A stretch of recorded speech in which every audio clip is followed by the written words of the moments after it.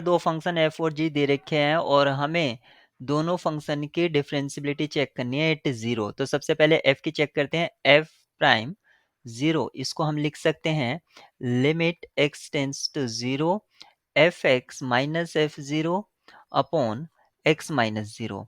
और यहाँ पर x कुछ भी हो सकता है, रेशनल और इरेशनल। अब f का डिफाइंड स्ट्रक्चर देखिए, अगर x रेशनल है तो ये आएगा fx का वैल्यू x हो जाएगा और f0 भी आपका उसी से निकलेगा, तो ये 0 होगा अपॉन x। और इसकी जो लिमिट होगी, लिमिट x टेंस टू 0, ये आपकी 1 हो जाएगी क्योंकि x से x कैंसिल आउट हो जाएगा।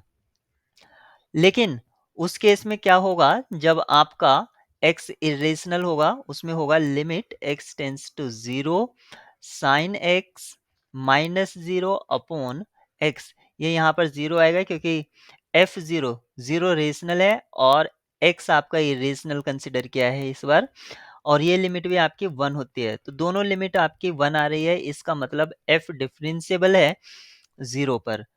यहाँ पर ऑप्शन सी और ऑप्शन डी डिस्कार्ड हो जाते हैं क्योंकि यहाँ पर कहा है कि एफ और जी डिफरेंशिएबल नहीं है। अब जी की डिफरेंशिएबिलिटी एट जीरो चेक करेंगे, जी डैश जीरो ये किसके इक्वल होगा, limit x tends to zero g x minus g zero upon x minus zero. और इसको मैं लिख सकता हूँ limit x tends to zero x sine x into sine 1 upon x minus 0 upon x. अब यहाँ x से ये x कैंसिल आउट हो जाएगा, तो ये बचता है मेरे पास limit x tends to 0 sine x into sine 1 upon x.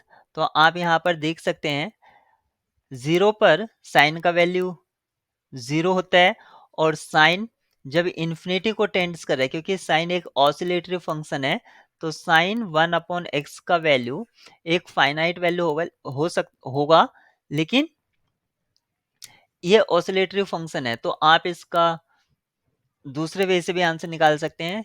तो 0 इंटू फाइनाइट वैल्यू, यहाँ पर आंसर आपका 0 आएगा। तो यहाँ पर जी भी आपका डिफरेंशिएबल होता है, तो ऑप्शन ए आपका ट्रू होगा।